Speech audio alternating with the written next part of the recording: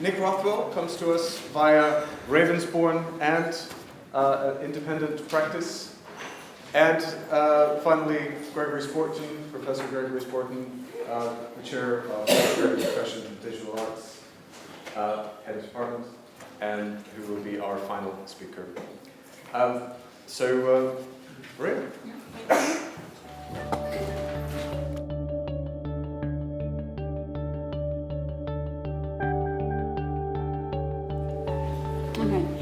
So apologies for quite a long title.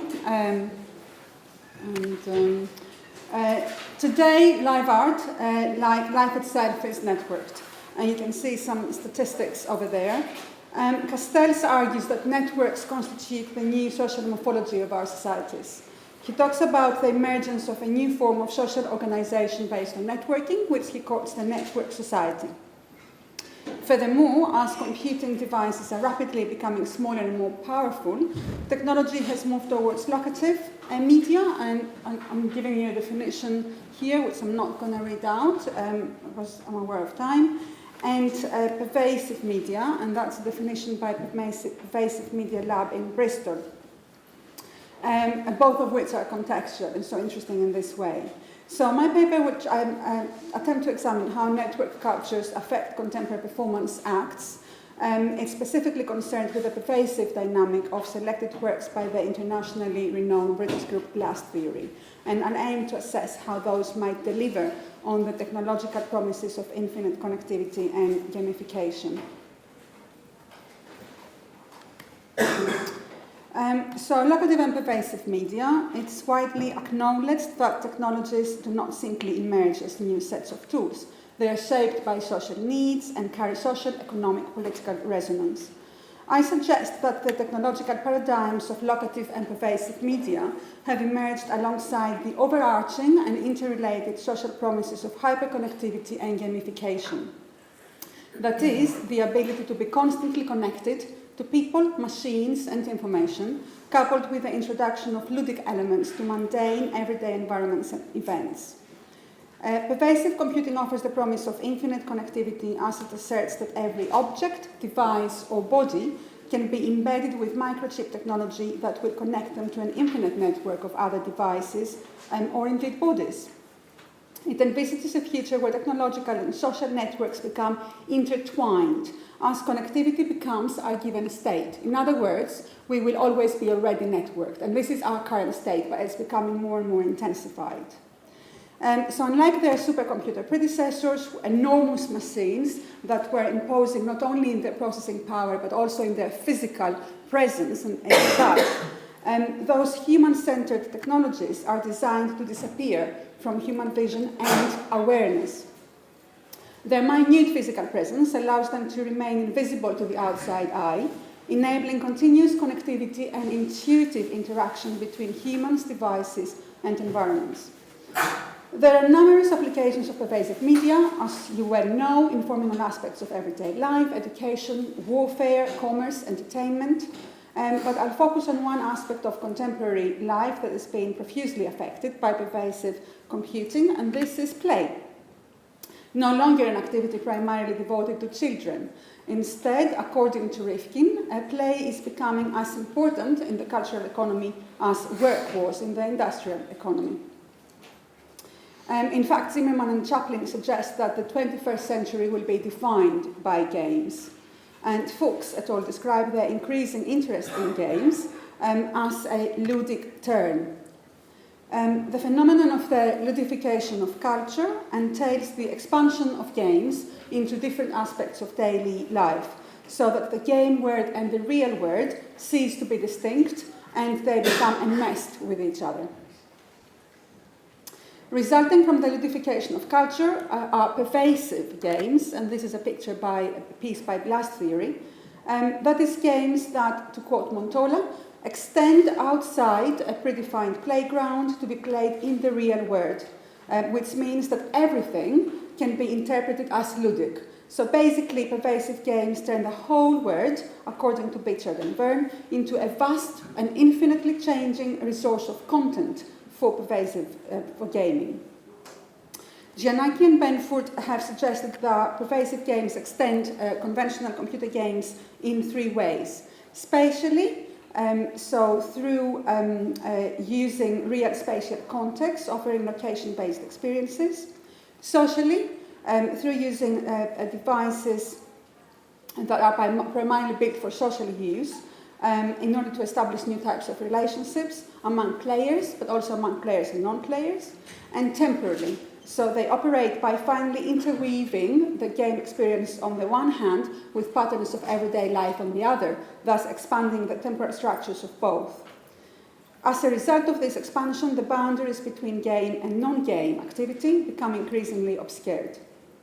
And to quote Peter Den Vern, the game can turn up at any street corner. Any person you meet might be a game participant or actor, and every phone call can be a game message that requires immediate attention. Pervasive games are setting their own rules about what a game is, where, when, how a game is played, but even they're also challenging the fundamental rule that a game can only be played with other co-players, as pervasive games are indeed playing among and very often with people who have no clue that they're actually playing a game. As Sean Stewart puts it, the nature of pervasive games is to let game and life bleed together as the game becomes heavy with the reality of life and life becomes changed with the meaning of game. And I love this kind of idea of them bleeding together in the game, kind of just absorbing a content and becoming heavy with the reality of life. So as pervasive games extend gaming conventions to expand into the terrain of the real, they apply a game layer on top of the word, introducing the concept of gamification.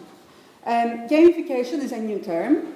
Of course, it's not a new practice, right? It can be considered an essential component of society and culture throughout different historical and cultural contexts, manifested through various practices and rituals that might resemble a game or take the form of a game. Nevertheless, Fuchs et al. Point out that though the oldest, this is not currently the most widely used concept of gamification. And I quote, "Over the last few years, the marketing and consultancy sectors have been promoting gamification as a potential source of revenue." So in this more recent turn of meaning, gamification is the use of game design elements in non-game contexts, according to DRHA, for the benefit of various corporations or organizations that aim to influence user behavior through introducing pleasurable gaming structures and techniques to mundane tasks with the aim of making profit. Other scholars approach gamification as a process that carries social opportunities as well. So, for example, McGonigal suggests that gamification describes a new age where gamers can collectively use their problem-solving skills to approach social and political issues in the real world. So from McGonigal's perspective, gamification becomes a technique for enabling greatly ambitious social change.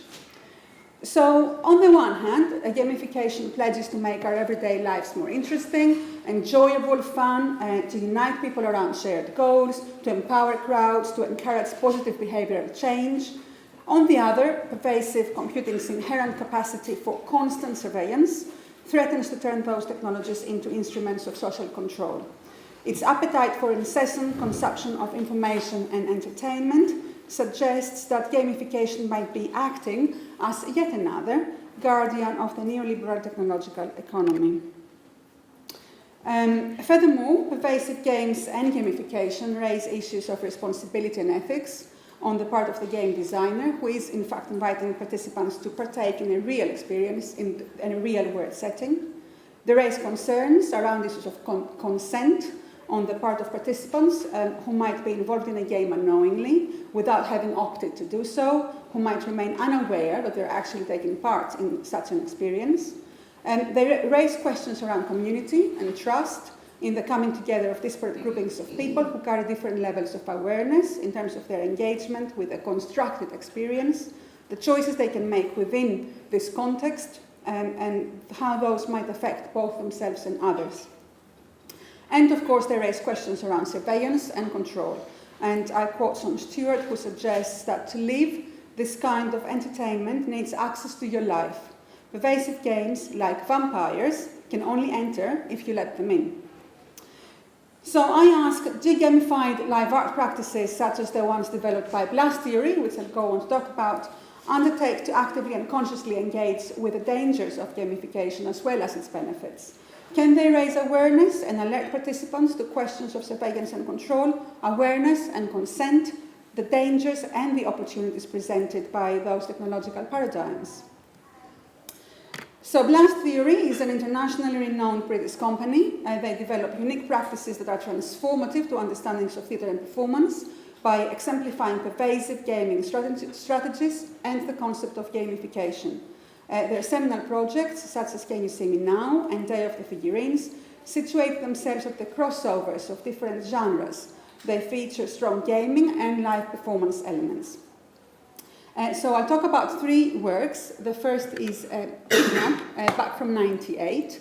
And I'm talking about an old piece because I think it's important to kind of have an art historical awareness of what was happening in the past as well as what's happening now. I'll let you with this video. Have you ever wanted to be on your own for a while? Ever wanted to let someone else take control? Have you ever wanted to leave everything behind for a few days? In 1998, a unique event will take place. You will have the chance to be kidnapped. Pay a small registration fee and you're instantly added to the hit list. A lucky winner will then be snatched in broad daylight. Held for a short period of time, you will be released unharmed. This is not a game. This is not a joke. Call 0800 174 336 for details now. Okay, so Kidnap does exactly what it says on the tin. It invites people to be kidnapped. It kidnapped 2 participants who were held at an unnamed hidden space. They weren't told where they'd be held, they were just told that they would remain safe. They were kidnapped on 15th of July 98 and they were held for 48 hours. The process was broadcast live on the internet and visitors could interact with their work online by controlling the cameras inside the safe house and communicating with the artists who are also the kidnappers in this case. So Kidnap is a piece concerned with the notion of giving up control. It asks in what ways we give up control to the performers on stage, and in doing so seeks to explore the process of relinquishing control elsewhere as well, such as through politics or religion. Another piece I want to briefly talk about is Can You See Me Now? I have a video I won't play it because I'm aware of time. Can You See Me Now from 2001 was a collaboration with a mixed reality lab and Blast Theory's first proper pervasive game piece. So this employed cutting-edge mobile technologies and locative media to create a mixed reality in which boundaries between real and virtual space were blurred. Basically, it's a chase game. Participants were online, were anywhere in the world. Blast Theory members, called runners, were in the real city, and they were chasing each other through the use of locative media and mobile technologies. So basically, the piece was creating an emergent hybrid space that really brought together real and virtual very seamlessly. And 100 people could play together at any one time. So what is interesting for me is the work's visceral nature, which resulted from the intensely physical activity of the runners battling against natural elements, hostile urban environments, and the limitations of their own bodies, kept juxtaposing itself against the smoothness of the virtual realm that the players occupied. So I think Blast Theory succeeded in creating a rare breed, a computer game that invited life to burst into the virtual realm, kind of contaminating, if you like, the virtuality with unexpected, messy, and the paradoxical essence of real life. And then the final piece I want to talk about is Ulrike and Amon Compliant. I'll be very brief. This is a piece from 2009. It sought to explicitly engage with actual political events. So it asked participants to either become Ulrike Meinhof, a leading member of the Red Army faction, or Eamon Collins, member of the Irish Republican Army. It asked participants to assume those roles and becoming protagonists without saying so overtly. and it created a complex layering of surveying and being surveyed. So participants were asked to, were being interviewed without knowing that they were being observed while they were being interviewed. Before being interviewed, they actually observed someone else being interviewed, and so it's a complex kind of layering of being happy to survey someone, and then suddenly the table being turned and you become the person being surveyed. And so you can see here it's a two-way mirror, and those are participants kind of looking, surveying people being interviewed without their consent or awareness of what is actually happening. To conclude, I have discussed how technological paradigms emerge alongside sets of social promises. Dragona puts forward the idea of a meta-promise, suggesting that elements of play can be used as a form of resistance, in some instances towards the very concept of gamification itself. She terms this process counter-gamification and argues that it can reveal the functioning of network structures and raise awareness. So what I want to suggest here is that gamified live artworks, such as the ones developed by Glass Theory, while aiming to sustain the technological promises of gamification, so infinite networking, endless amounts of fun, which indeed they do, also have the ability to expose technology's inherent capacity for surveillance and control, making those threats transparent, raising awareness about issues of gamification and challenging neoliberal agendas. Sometimes this might not even be consciously designed into the game on the part of the artists, but can be found in the coming together of people through the community forming aspects of the game, which have the capacity to reconfigure the participants' sense of an engagement with the social space and with each other, generating what Matt Adams calls a new social landscape. Thank you very much.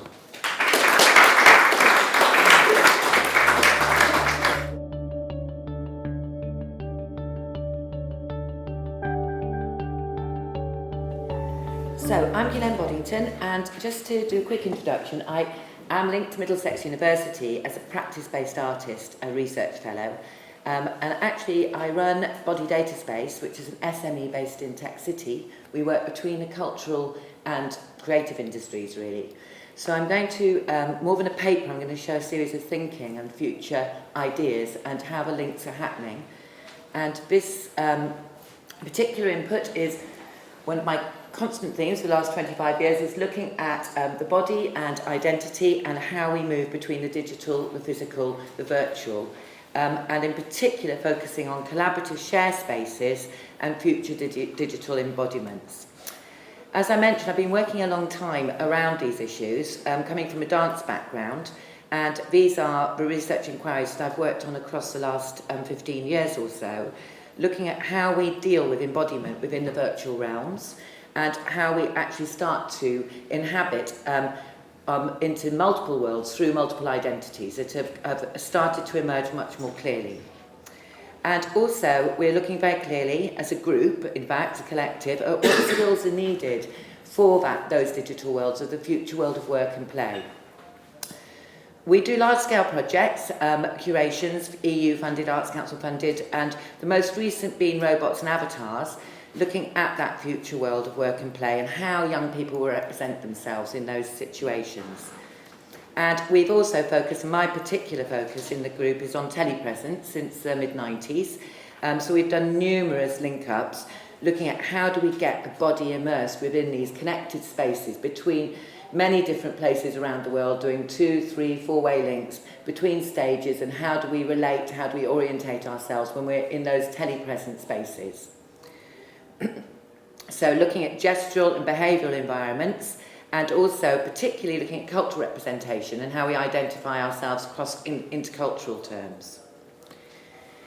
One of the key focuses, I think, for us is redefinition of literacy skills and identity concepts, and body data space, as we are body data and virtual physical space, we focus very much on this integration of live presence, telepresence, avatars, identities, robotics, and also obviously working with wearable computing and sense and gesture tech, with that growing area of that, focusing on the natural interfaces of the body, and immersion into collaborative share spaces is our future look.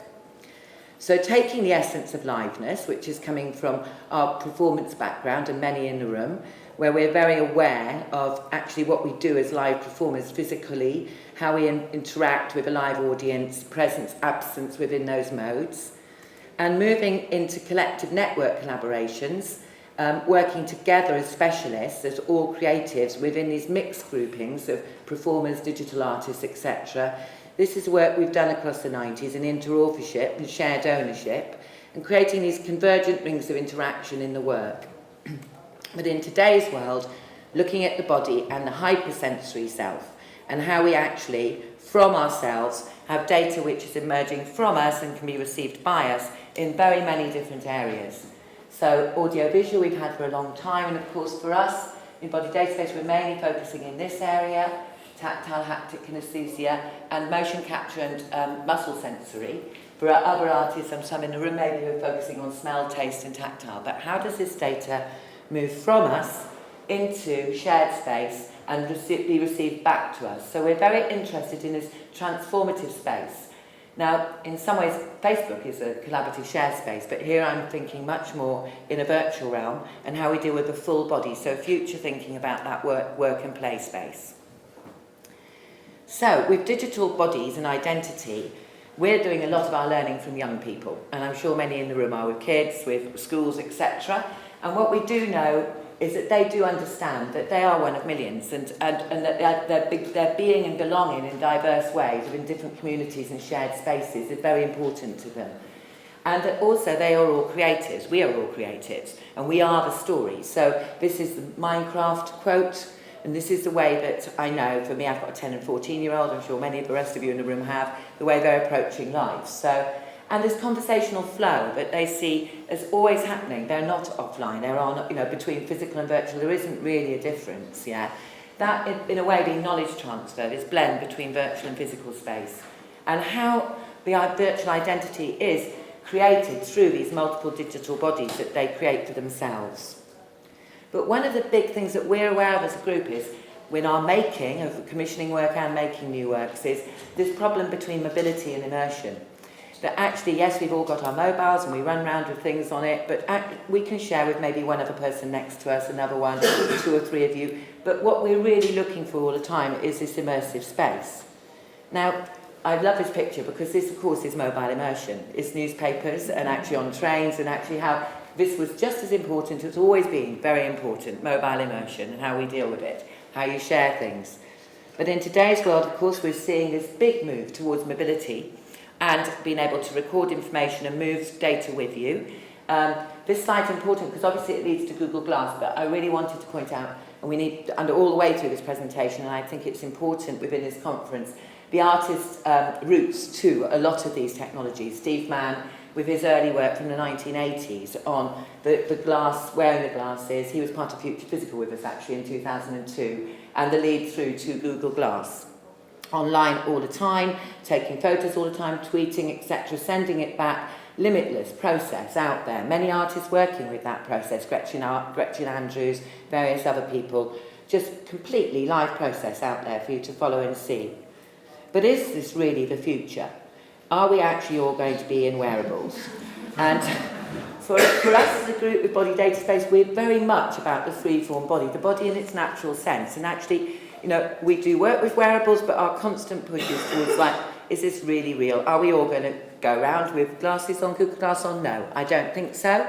And actually, the shift towards Oculus Rift being bought by Facebook actually does point clearly to those new collaborative share spaces where perhaps Facebook will in the future have a future version of Second Life today and other virtual worlds, Project Morpheus also with Sony. But still with these headsets, they're very restricted. Once you're in them, and I'm sure many of you have tried Oculus Rift, you are well in that virtual world, you are immersed, but you are physically unable to be able to doing anything else. You have lost your periphery vision, you've lost any possibility of being part of a group of moving people, for example, or in a dance floor. So there are various things coming through, and this is an artist project from the Royal College of Art and Imperial College, where this eyeglass actually does monitors breathing from this bit coming down and pupil size. So it actually is telling what she finds interesting when she's reading online or a newspaper. And that's collecting that to bookmark for her. The digital things, digitally bookmark, intuitive alternative to bookmarking, and digital content tracking systems. So this is starting to use actually our natural body biofeedback into these kind of wearables. And of course we have the growth of gloves again. There's been many years of gloves. I think 1991 was the first glove in Arts Electronica, even earlier. And very important work done on gloves with artists across many years. And now we're seeing Imogen Heap, who's getting a lot of television coverage at the moment for her glove, the gestural music where again, that's an easier wearable maybe, but actually are we all going to go around with these gloves on, moving these immersion worlds around us, apart from performatively. I put Jawbone and iWatch on because again, more wearables which are taking biofeedback data from us, which we're using in different ways for ourselves and within group environments, for running groups or for health groups, etc. The build-up of data that comes from our bodies and is fed back to us in different ways, but still with attachments to us and batteries and downloads, etc.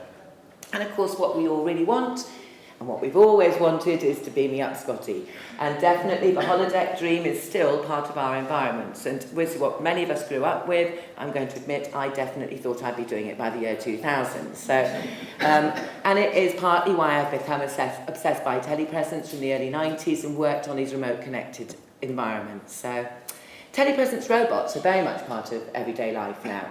And there's some great stuff online, quite funny, some of it. This is Beam at the top here, very good advert. This is Edward Snowden, who actually works through telepresence robots into offices all over the world every day, from wherever he is in Moscow.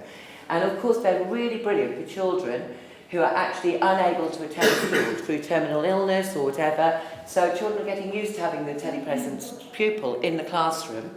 And of course for business use and for health reasons too. There's a lot of use in health and medicine. There's now a new GP service for telepresence for people who can't leave their homes, etc. So we've used telepresence robots in exhibitions to enable people to go around an exhibition with you. This is in 2012 at FACT and in Keebler in Maribor.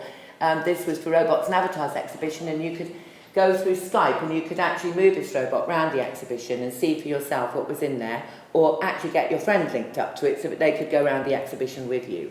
I believe this is happening now at the Tate and the V&A actually in this year, so this nighttime robot stuff. And here are telepresence robots that actually are even maybe becoming more realistic, that, you know, rather than just this like screen with a funny face. So actually, I think very importantly, back projection onto more mask-like faces. And here, actually Anna Dimitri and Alex May, again in Robots and Avatars, using a Kinect, which actually creates a face which reflects your own, so it starts to feel familiar with you. So there's something more intimate in that distance connectivity. You're receiving someone from a distance, but you're merging your faces. So, and of course holograms. I won't spend long on this, but it's, you know, big money, big spend, not necessarily available to all of us yet, but some amazing stuff happening in the pop industry and in advertising around holograms. Both real-time, transmitted in from other places, distant places, but also reconstructions of people that actually have passed away, so through multiple video clips, etc. And today, of course, we can all make our own avatars. And here, this is Michael Takemagruda, one of my colleagues in Body Data Space, and his different avatars for the different PlayStations, for the Wii, etc., and Second Life. And this is our performance avatar, Orla Ray, who works with us in Body Data Space. She's one of the collective members, and she comes out in installations or in performances and moves with us within the space. So the dancers interacting with her here. And avatars have been part of life for a very long time. We've got it means reincarnation. It's part of the 10 avatars of Vishnu, and Avatar the film has made this a very much easier area to talk about on a mass level. In the Golden Compass and the Philip Pullman series, these lovely little demons that are on your shoulder. Throughout history, there's been always this animal demon spirit, something that's attached to you. And many, many other references which we're working with at the moment and developing, to look at actually what is it that could be attached to us, which would be virtual us, which actually is part us, part other, but which goes out there for us into different realms and becomes the part of us which actually extends into the world and comes back to us with information. So one of our thinkings is, and this is a Microsoft slide, but that Microsoft hopefully are right, that actually avatars will be shaped far more deeply by us. We know already our We avatars take a lot of our body information.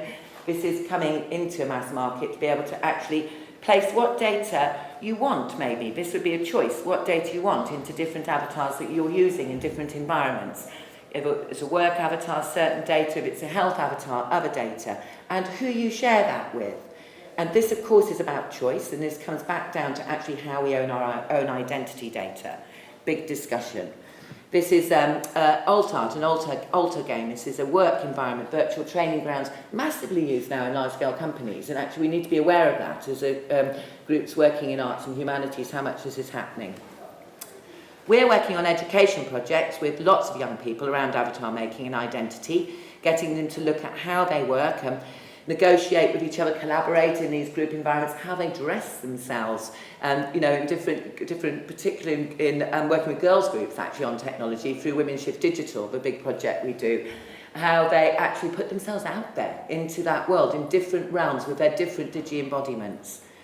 But still, in these worlds, they're still working through computers, and they're still working through the screen. But we have seen a massive rise in immersion domes around the world. There's a lot of mobile domes moving around. This one actually is SAT, the Society for Arts and Technology in Montreal, a permanent 360-degree dome theatre that was opened about 2 years ago. Very important, actually, because it's commissioning 20, 30 artists already well-known, people, Chris Salter, Condition Pluriel, etc., to make proper, fantastic artistic environments for this 360-degree environment. And we're seeing them travelling around festivals too, and this is one for 3 people, like a kind of mind pool situation. So mobile ones and permanent ones. This is teaching ones that move around India for different classrooms to link up and connect as well. And we've had a lot of immersion projects, of course, happening throughout time. These are projects we've worked on in the early 90s, 3D, sonification and visualization through biofeedback, motion-sensitive environments. And works like Vision of Our Communal Dreams by Michael Takeo Magruder, also bringing telepresence into virtual worlds, bringing tweets into virtual worlds. I'm going to move a bit faster because I've just got a little sign. How long have I got left? 2 minutes. All right, okay. This is a piece by Shisata Minimanura that we're working on at the moment, a deaf choreographer. And I know Nick is going to speak about this, the next speaker, so I'll let him do that. And go and see this at the Barbican. This is very important.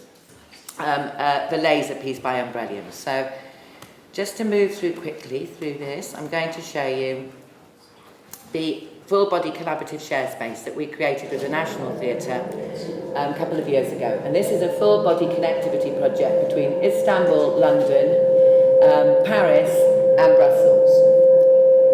And this is called Me and My Shadow. It's by an artist called Joseph Hyde. This virtual reality world, you're interacting with other people in other countries. Amazing.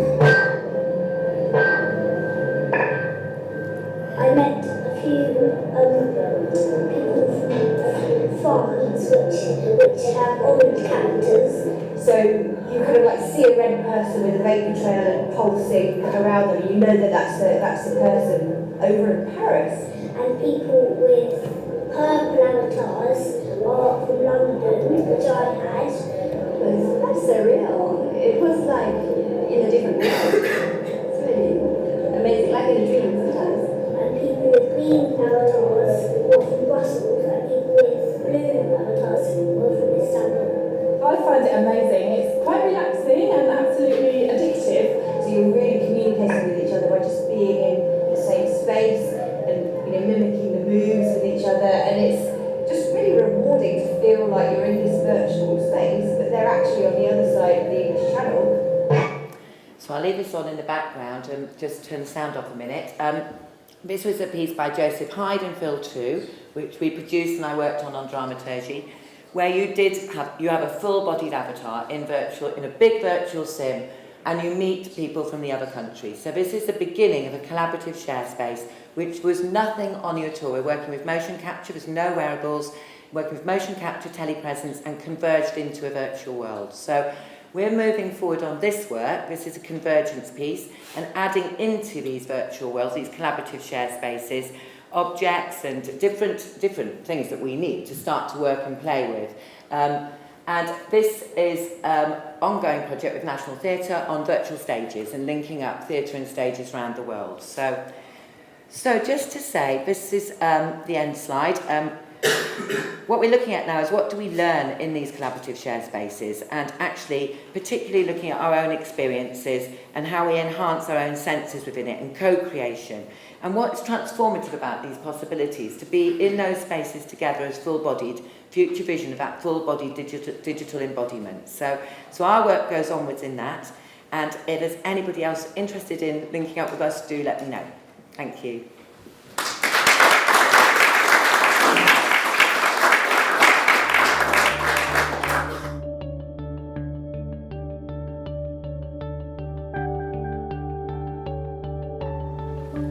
Okay, programming languages. I've got to set a timer here just so I don't run over. Programming languages, software thinking, creative process in 15 minutes. Let's see how far we get with that. So, that's me. My background is computer science, but then I moved into the arts, doing music and video, installation works. So I kind of do the whole art science collaboration stuff in my head. And also collaborate with other artists. So I do a whole bunch of stuff all over the place. So let's talk about digital art, digital installation. What do we mean by that? We don't mean this stuff. We went through a phase probably about 15 years ago where people were doing dancing technology. It seemed to mean that you could kind of be a dancer and wear lots of electronics, and all of a sudden you're doing some kind of wonderful, new, bright, bold, amazing new genre. And it took quite a while to get over that. I think we are now. We're now getting more into process, this idea that somehow software thinking helps in the conception of the work and the creative process rather than being kind of a bolt-on, literally perhaps. I'm also not going to talk about wearables or about sensing or interaction. Not because they're not interesting, but because there's a kind of different kind of angle I'm trying to work here, and a different kind of engagement with technology, which is not actually about using it as a kind of sensing system. So, there's a dance piece, Ballet Frankfurt, one flat thing we produced for 14 dancers and 20 tables. It's an amazingly complex piece. If you've seen it, you'll know that. So the dancers are moving in and out all the time, they're changing levels, they're cueing each other, so they're giving each other visual cues all the time, constantly, all the way throughout the piece. It's incredibly complicated. But is it a software system? No, but I don't want to talk about software, I want to talk about systems. This is a visualization by Nora Shaw's group at OSU, which is an attempt to build a score for this piece. One of the things Forsyth wanted to do was actually expose the inner structure of the dance. And so Nora's team did a whole bunch of scores and visualizations and kind of 3D renderings of it to kind of see what happened when you applied a software sensibility to a dance piece. How could you visualize, how could you expose the structure of it in a way that people could understand? So as far as I know, it wasn't made using software, but the software has helped to kind of show the structure of it and show the parallels between the making of dance as a rule system and the way that software is constructed.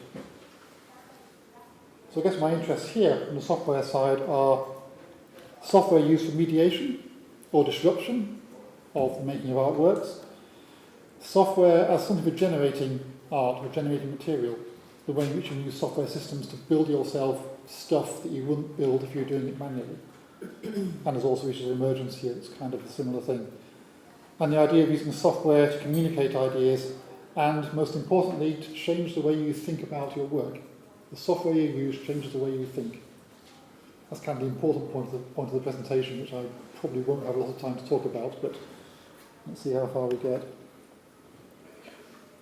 Thinking algorithmically, thinking in terms of systems isn't new. This is a piece I built with Louis Sykes a few years ago, which is a virtual laser-controlled church bell tower. But the systems behind bell ringing go back hundreds of years. This idea that you can ring bells in certain orders and they can process back and forth in patterns. So it's a rule system, and you build the musical structures by applying the rules. You don't actually notate the notes.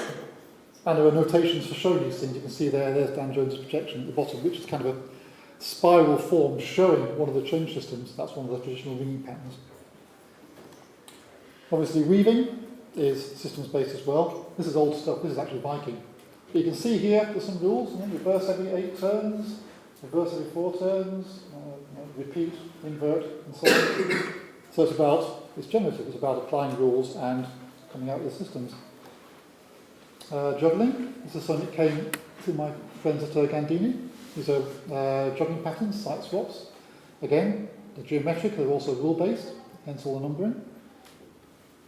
And of course, dance. This is a Trisha Brown piece from 75, but it's a rule system. Take letters, turn them into numbers through a simple mapping, and then apply those to the space. It might be the space that you're dancing in, it might be the body, it might be a combination of the two, and use that as a way of building the work. So here's a piece I worked on at Ballet Frankfurt with Michael Klein, good Lord, 12 years ago now. Michael's interest was in building systems to make dance, and the way that would influence the way the dance emerged.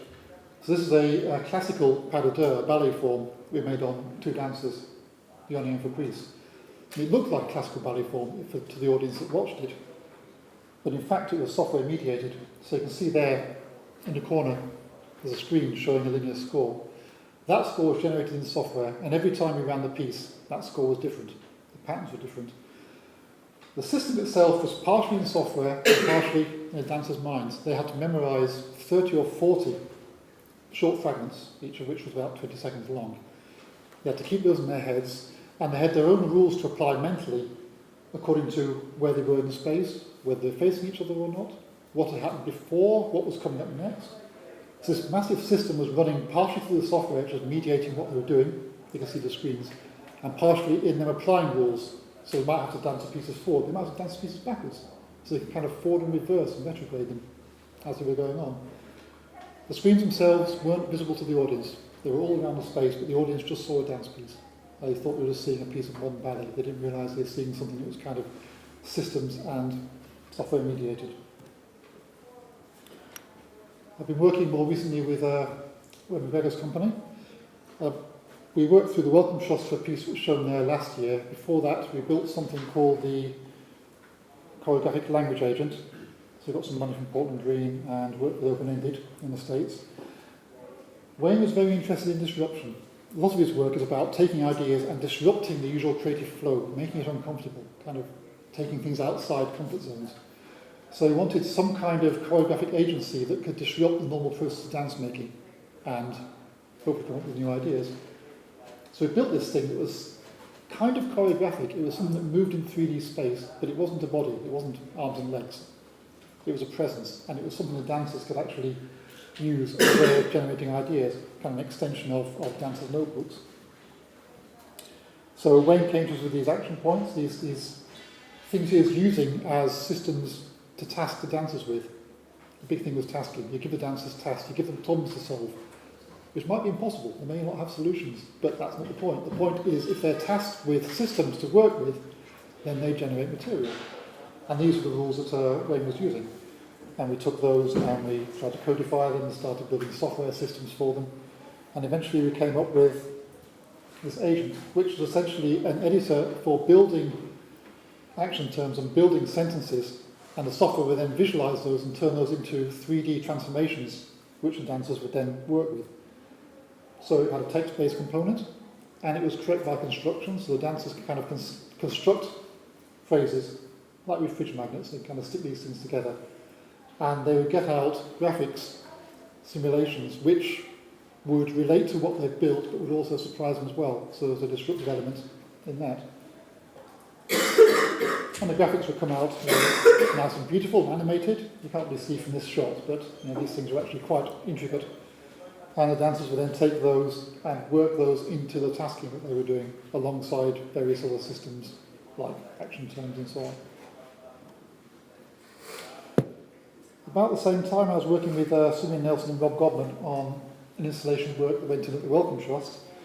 And again, we were thinking in terms of systems. The task was really to build an artwork that responded to the way that cancers grow in the body and the way that cancer is treated. So this was actually shown in the new cancer wing of the Welcome Trust. And we spent a lot of time doing paper and pencil and trying to work out how do we draw things that can become an artwork that kind of reflect the way that cancer cells grow. And eventually we came with something that was generative. This was a surprise. We knew we wanted something that kind of looked like this, it kind of had that aesthetic to it, but we were really surprised when we just bolted the software together and came up with this. There are some quick wins here using Voronoi cell division, which gives you something organic. It animates well, And just the right combination of L-tree generation and Voronoi and some kind of functional code gave us a thing which grew and developed in the right kind of way. I'll just quickly kind of whiz through the video.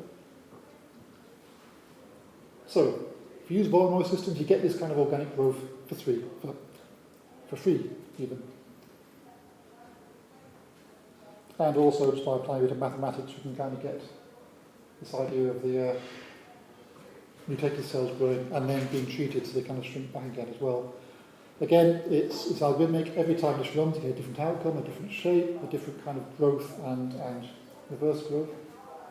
And we run them several screens at once. And of course, we did the musical. So we worked with the Goldfield Ensemble, which was a challenge in its own right because they were working to certain kinds of scores. So the time sense there was completely different. We had to kind of synchronize the musicians and the video together in all sorts of interesting ways.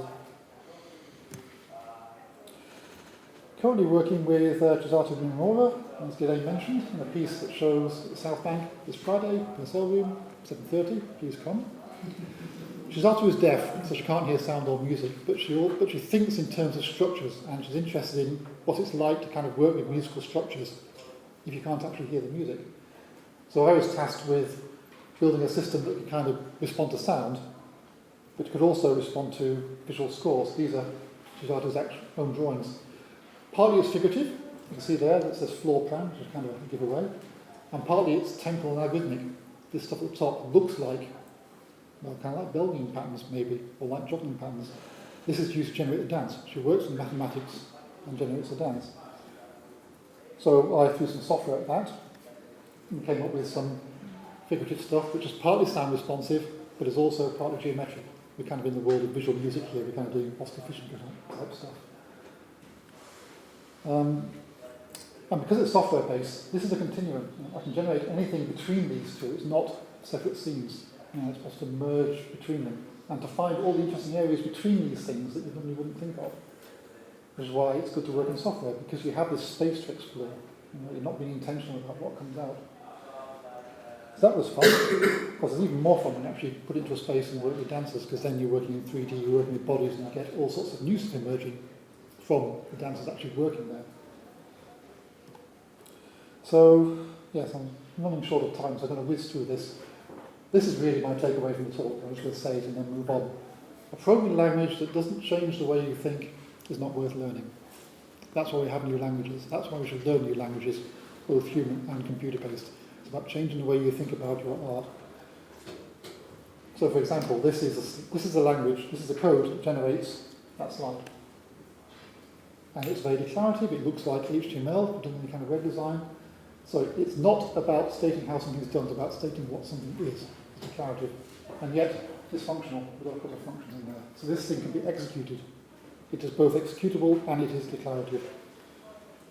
That's the code that generates the cancer trees. That's the whole thing. There's the tree generation. That's the code, those 4 lines that specifies where the cancer is going to grow. And that's all there is to it. It's just very simple. It states what it's doing. There's no kind of machinery behind it to kind of implement the code. It just is what it is. And that's the code that generates that pattern. Again, I haven't got time to go into that. I'm probably thankful for that. This is a piece I got some support from ICNR Connect with Kate Sicchio to build a piece which was about, again, action terms and Laban terms and animating nodes in software. So I will very, very, very quickly show Tara actually dancing some of this. So down projected, all action based, as I said. That's one of the projections.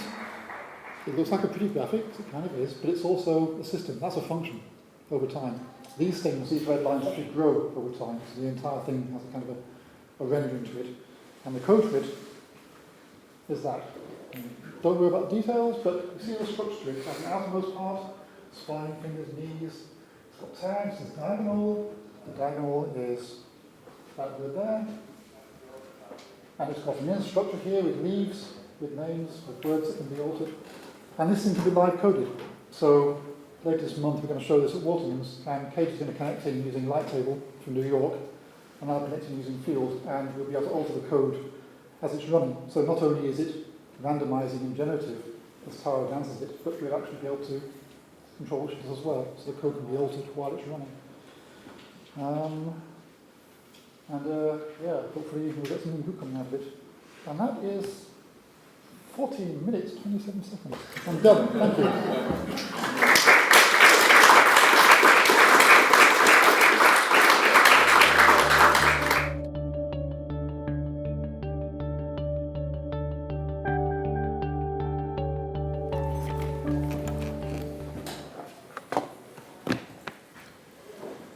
Yes, so I'm very grateful to the previous speakers for actually anticipating some of the things I'm going to talk about, but I'm going to talk about them in a slightly different context. I must say that this presentation is something of really it's a trailer for my book that's coming out. So you're going to get a bit of one of the chapters, as it were. Can Machines Create? The subtitle slightly changed. I've just drawn it from Marshall McLuhan. And there's a number of things that I think that we really have to think about in relation to creativity and creative actions. Most of us would sign up to a notion about creativity that focuses on it as this profoundly human activity, that this is one of the things that is uniquely ours and very importantly ours. We're also at a time, and I've just seen a number of examples of this, of an attempt to reconcile, after a couple of centuries of being separated, this notion of art and science. So we've gone through this kind of process of this happening, and that in itself has thrown up a number of quite interesting issues. I came to be doing the book at a point where I'd done an awful lot of technology development, and I came to the conclusion that no matter how hard I tried, and no matter how well my research team performed, we were always stuck in the same thing, and that was a system. We were always building systems.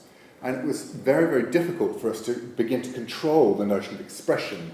And we found this really hard, no matter how consciously we were seeking to develop something that would help us express. We nearly always ended up back with a system. Now, there is an element here that's incredibly important, and that is the notion of a moral force to creativity. I don't have time to argue about these concepts at this point. I just want to say, let's note this association of technology with science, and I don't think it's anything like as benign as most people seem to believe. Let's note this association of technology with creativity. Now you can see where that's going in relation to building a nice little syllogism about it, but I want to avoid that at this point and just talk about the association of creativity with scientific processes. And that's something we've rediscovered lately, and it's comparatively late that we've thought again about these scientific processes as maybe they are creative. Now increasingly, both in the worlds of science and the world of the arts, we're becoming dominated by the business model, that's often what's driving what's going on, is that all this interest in all this creative stuff isn't a social service, as it were, but it's a recognition from those people who are often in charge of the business model that sometimes the best fuel for development that they can find are creative people. Now, this is an alternative version of a Turing question that Alan Turing asked. Can machines think? And I go into much more detail in the book about the relationship between these things. Turing posed a very interesting set of questions. It's a very accessible paper of his called "Can Machines Think?" It's well worth reading because, of course, very quickly he looks at the technology of his day and he's absolutely sure that it will never be able to do all these complex things that human brains do. He gives up on this very, very quickly and says, well, that's no point. We're throwing our energies at nothing there. But what we could do, what could be possible with the sorts of computers that he was looking at, that he was developing, what could happen is a computer could find itself in a position where it could mimic the notion of intelligence, that it could look to most other people as if it was more or less a human being, and that could well be enough. Now, there's a number of objections to some of the things that he was talking about, many of which he was predicting, and one of the important insights that he made in terms of this paper is to point out that the spread of intelligence amongst the community is already pretty patchy. So that we have a very large range, very broad range of intelligence as it stands. So what would constitute an intelligent computer? Would it necessarily have to be particularly smart? Well, maybe not. This is Colossus, by the way. This is, you can still see the typewriter. This is one of the computers that he was working on. That's from Bletchley Park. Now, what we've currently got is this very interesting conflation of the digital with the creative.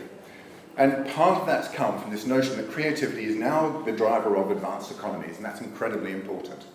Now, if you look at the other side of this, the historical models of technology do one thing pretty consistently, and that's pretty much what it's always done, and that is replace human action. So for people within the creative sphere, one of the things that astonishes me fairly regularly is that they genuinely expect the notion of computers to stop at the point of creativity. They think there is no chance that computers will one day be able to do the things that we think of ourselves as doing fairly regularly, and that is being creative. And we've seen some examples of people challenging that notion at this conference. It's quite naive to think that this is something that only we can do, because there was a point where we thought being a computer was something only a person can do. Remember, the first notion of this word, computer, was a job. It was a person called a computer. And no one ever thought, and Leibniz was the first to try, but no one ever thought that we would get to the point where you could do without that human capital. So there is a very, very important thing happening to us as people who are living in an economy that's increasingly dependent on a notion of creativity when the technology is running behind us, catching up with what we think is uniquely ours. Now, my practical example of this is Photoshop, and I just want to some older members of the audience may remember this, the way this looked. This is from the first iteration of Photoshop, and it's worth recalling that at the time there were no digital cameras. The way you used Photoshop was scanning images. So you scanned an image, then you stuck it in Photoshop, and then you started to play with the filters that were pretty blunt instruments at the time. And what they also did, which was very interesting, what happened was, and again, we've seen some examples of that from earlier speakers, that they foregrounded the fact that it was Photoshopped. It was very important for you to understand that Photoshop was involved in this image manipulation process. This, by the way, this is the early and rather stunning Adobe logo.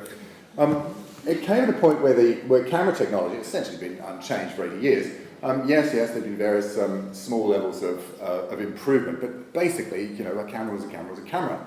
And the wet processes that were involved in working with cameras involved a craft technique, often very hard won. And the decisions that were made in that craft process were informed by time and money. It cost a lot to print a photograph.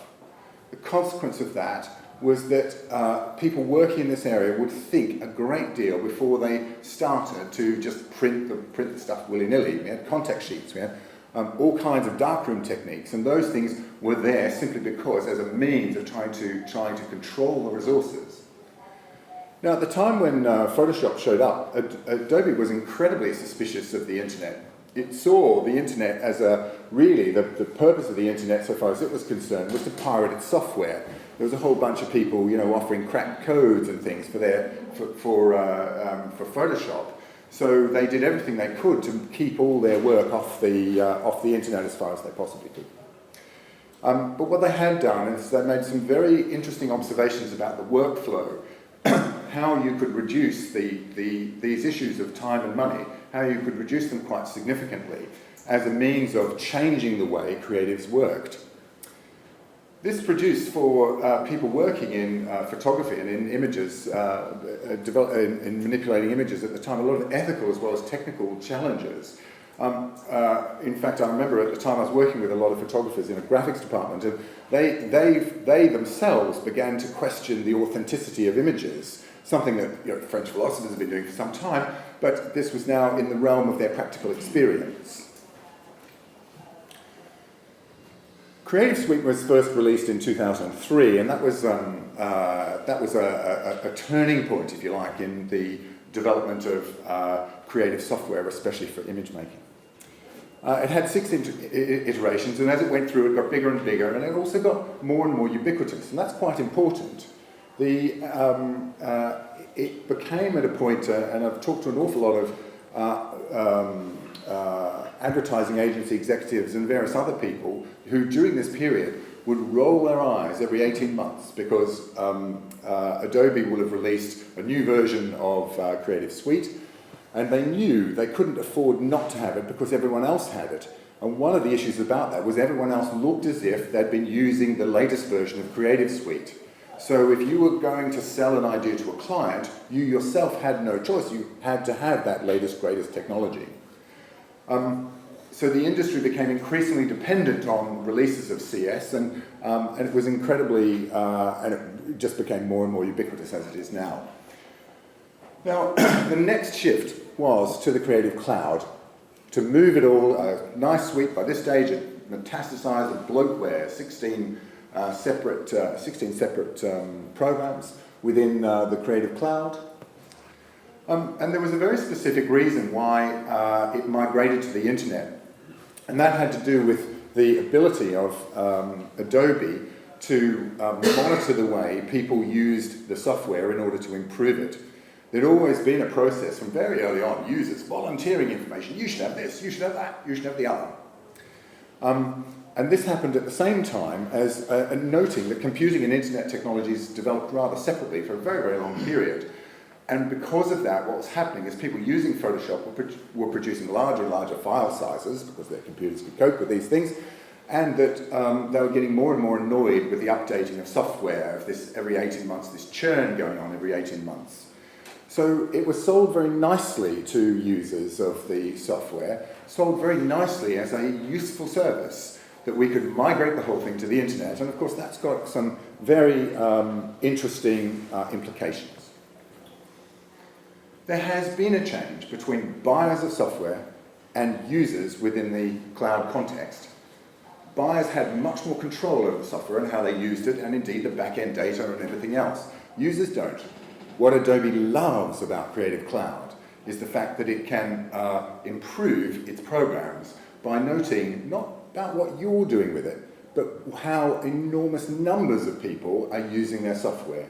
They're able to discover the back end of how people are creative with the software they have and the images they're using. So the capacity to improve the software, and a lovely example is something like Camera Shake in Premiere Pro, means that they note that many, many users were seeking to reduce the amount of camera shake, so why not just put a camera shake filter in? Much simpler.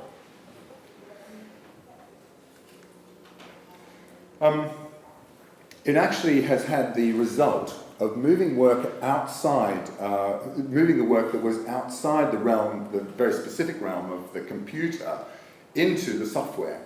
So the software then becomes the main focus of what activity you undertake. You're then able to think less about how you collect the material in the first place because you're spending more time working in the software. So it becomes your software skills, your ability to use the software becomes the key feature of your creativity.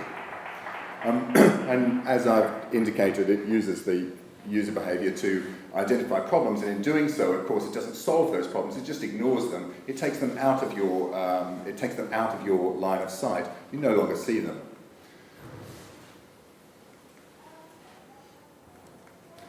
Now, just finally, this question, can computers create? This was Ada Lovelace's thing. Well, can computers originate things? This was the line in the sand that she was drawing.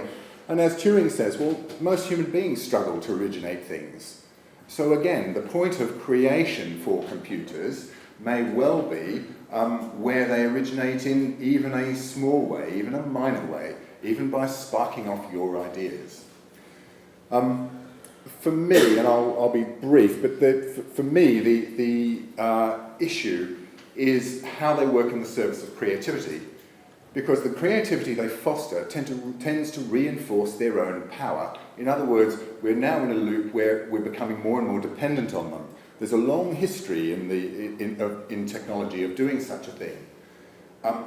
And there is a great risk, and there is more than a risk, it's a reality, that it begins to define what it is to be creative. In other words, the creative practice that you're involved with begins to look like what computers says it should. And on that point, we'll finish. Thank you very much.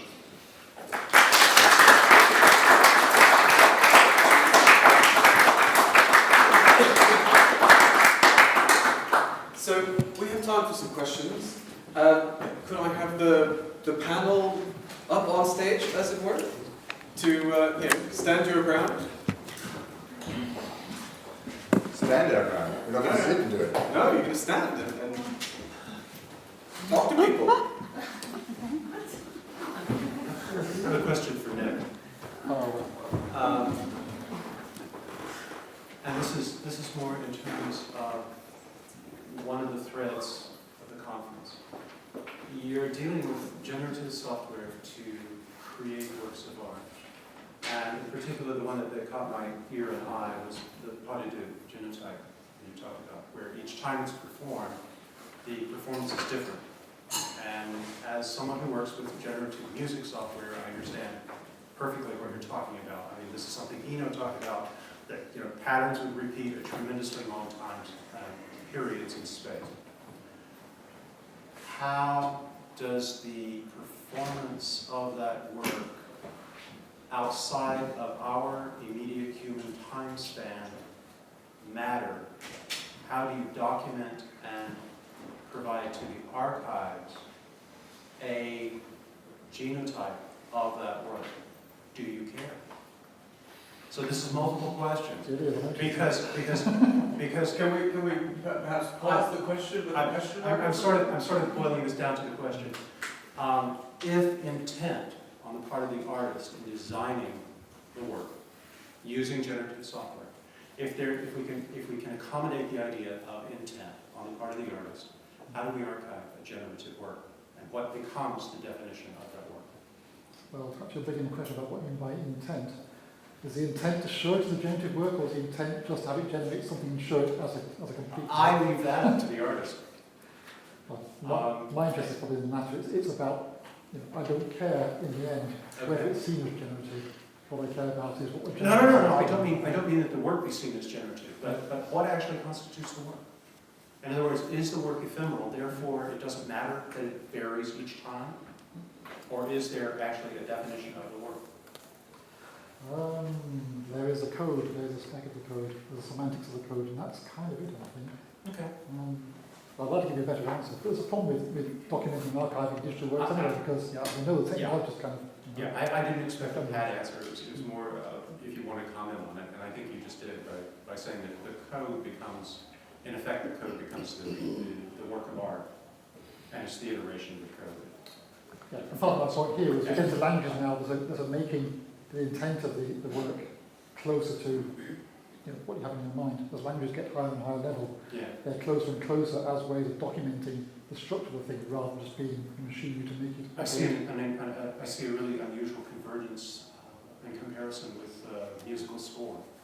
Because the score isn't the work, and yet it's the expression of the score that is the work, but it's always going to vary every time we perform it. Yeah, very similar. Yeah. We have another question. Yes, to Nick as well. Sorry.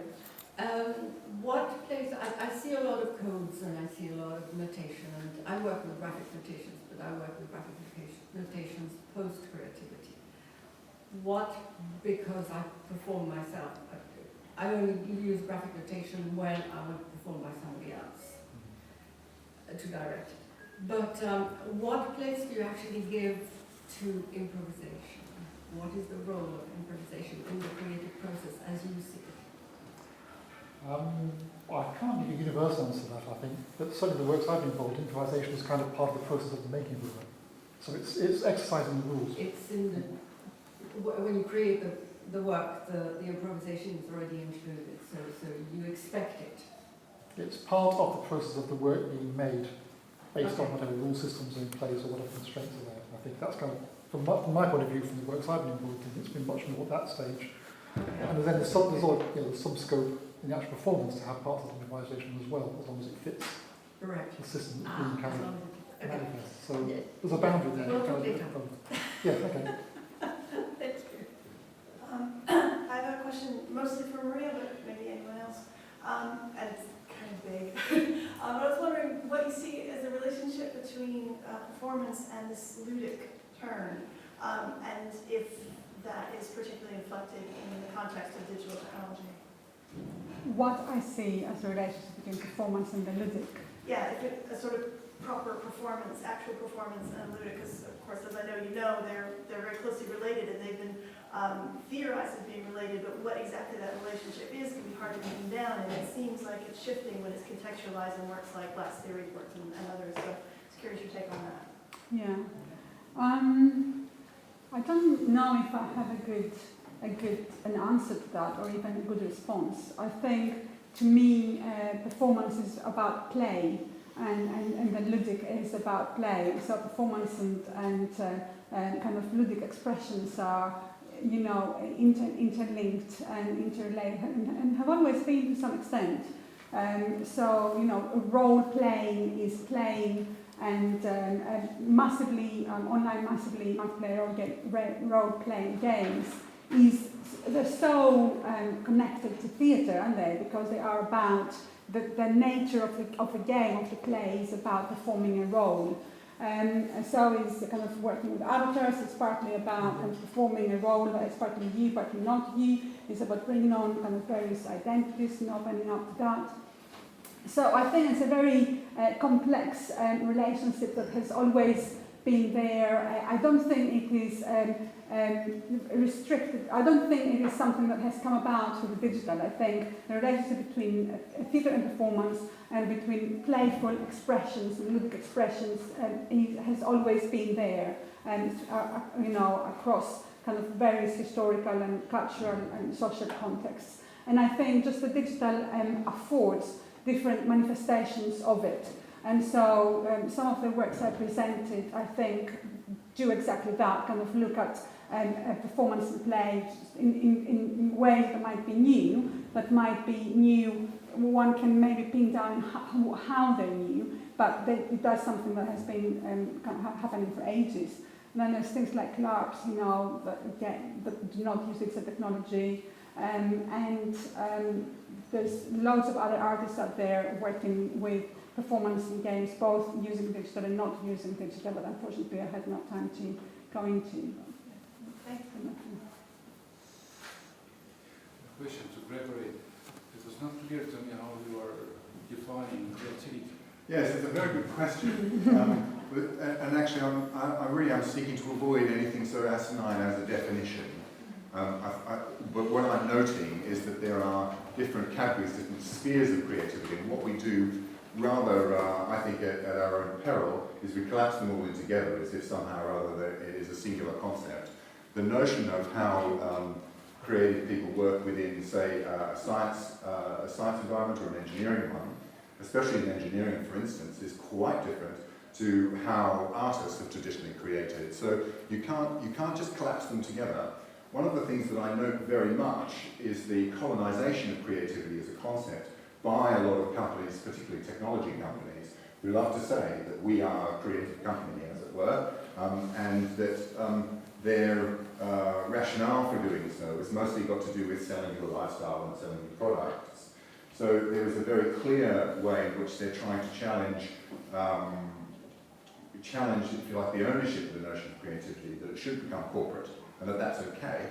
And I think what we're frequently doing, particularly in the arts, because we tend to take a very open-minded view and look at a very wide range of things and look for their creative features and celebrate some level of creativity. I think we make a mistake when we don't make distinctions between different types of creativity. I go into more of that in the book, so it's definitely worth buying. Yes, Palgrave Macmillan, Digital Creativity. I forgot the subtitle. I think we're still arguing about the subtitle, if I'm honest. Do we get an autographed edition? As long as you buy it. a brief question and sort of addressing the kind of ludic and the relationship to avatars. So obviously play. There is a distinct, and I'm playing devil's advocate because part of my, to preface my question, the idea of the blurring between the real and the play space and the virtual digital play space is something which is happening and is an interesting space for development. The question is, I asked a child, sort of 13, a couple of years ago, about the idea of avatars online and what do they use it, how do children in this age group use it. And one of the things they said is it's really good to rehearse things you might be doing later. So kind of the ludic there, if you're looking at sort of like Winnicott's notion of bridging that kind of gap at birth between mother and child, that sort of omnipotence, so we create a place where you can control, rehearse and develop. But they were very clear about that distinction between the play rehearsal space and real life. So this blurring between play and real life, are there any ethical issues there that maybe we should be aware of?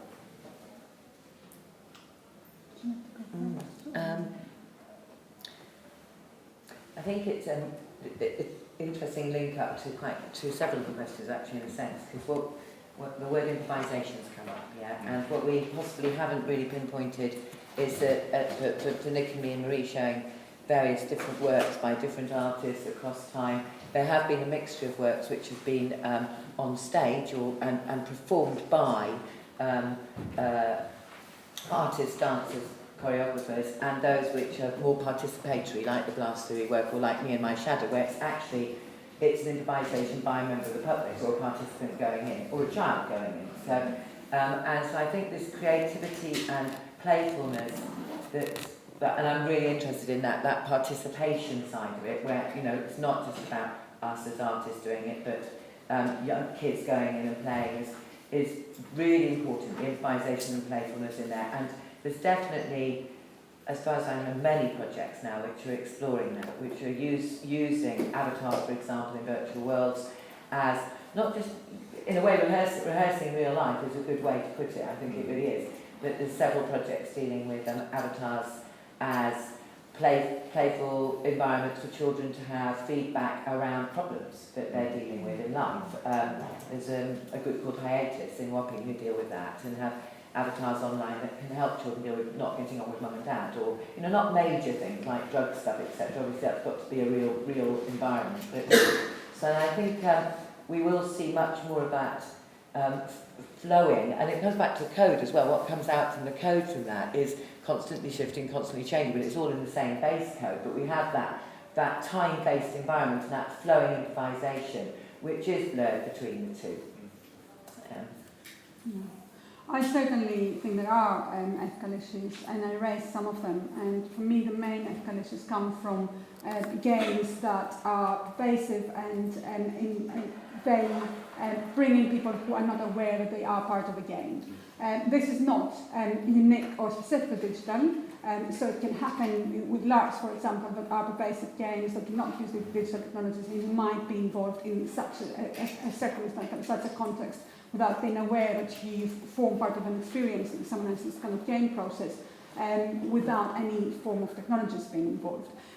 So yes, there are ethical questions there, many ethical questions there, but at the same time, this doesn't mean what we need to do is address those questions, pose and address those questions rather than go, well, we can't do that because there are ethical questions. So I think it's about debate and kind of opening those spaces up. Yeah.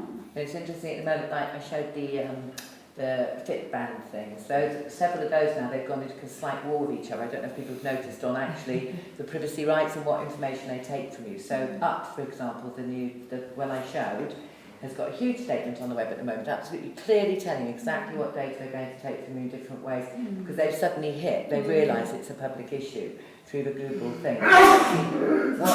right do we have to retain obviously our data, big debate for us all, within avatars, within our lives, etc., but also to not be, like you say, suddenly in a game or pulled into something that you didn't even want to be in, that you actually weren't sure you were your data was being used in. So there's a heck of a lot, and litigation issues possibly coming up, and security issues, obviously, digital reputation maintenance, obviously not losing your digital identity. Several SMEs now in Tech City starting to say you can sign up to them, put all your data with them, and if your data is going to be used by any other company, they negotiate the use of it. And there's a possibility to start getting paid for use of your data if you want it used or not. Say, for example, if you had a serious illness, whether you would be prepared to share the data coming from that illness with a research group, but you don't want to share it with everyone else around you, but with a research group, and you get paid for that. So I think we all need to look at that as well, to deal with the ethics, yeah. So I just thought, did you think maybe education in this area for young people, for children, should be brought into the national curriculum? Yeah. I have to say that actually, awareness is raising. And I had an example of a piece by a company called Active Ingredient, I'm not active anymore as a company, who had done a locative media project called Earbit Dragons that was about raising awareness around fitness, and it was a game that users could control through their heart rate. And it was about raising awareness of health through exercise and how this is important for your health, right? But this collected private information, so it uses data, and there is a question of what happens to this data afterwards, right? Who owns it? What do they do with it? And there's a lot of it is around the same questions with Blast Theory's work, who often invite participants to contribute all sorts of data, information, personal information, and creative contributions to their works.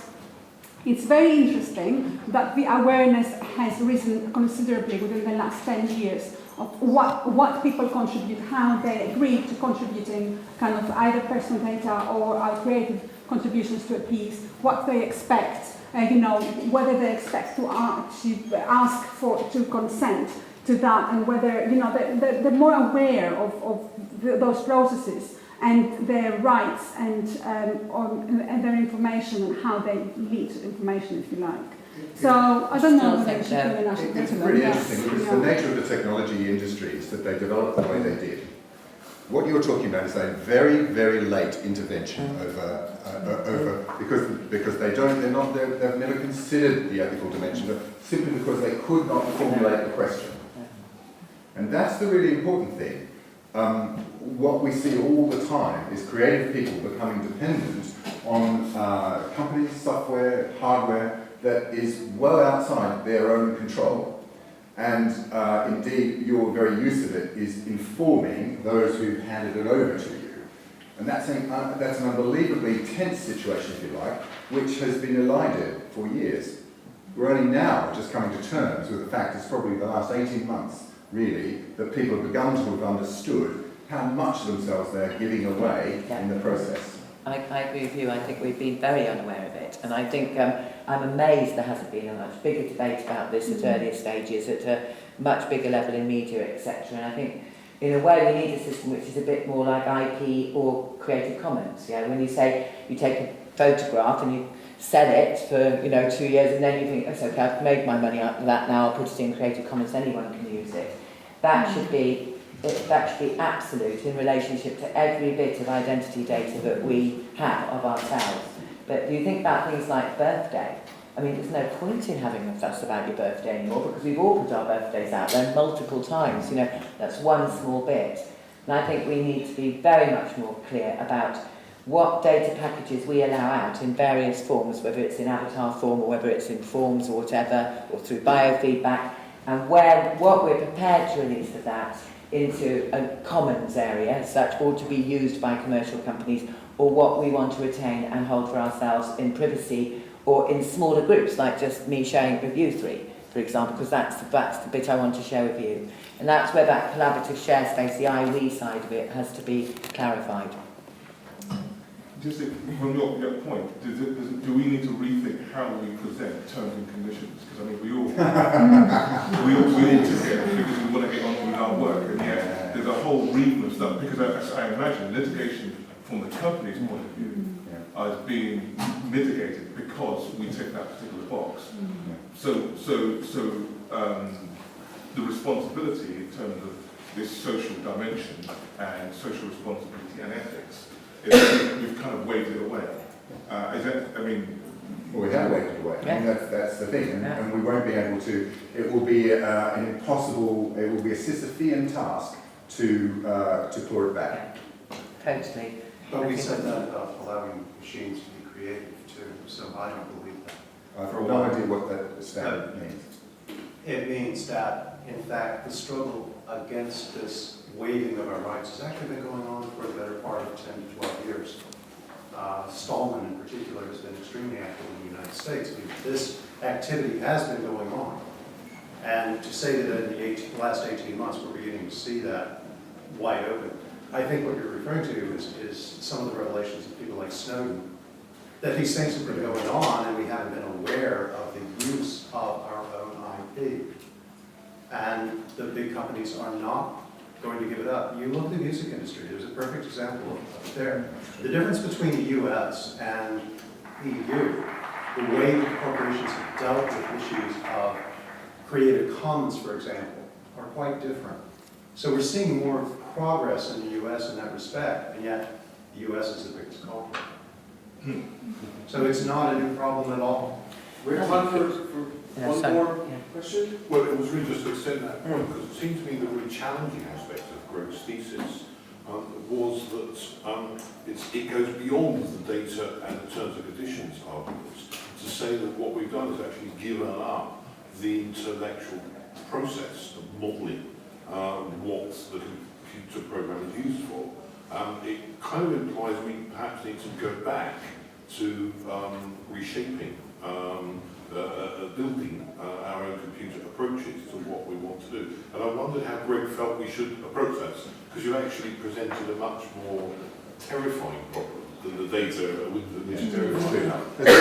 Andrew, you have definitely won yourself a signed copy of the book. And that's really rather to the heart of the matter.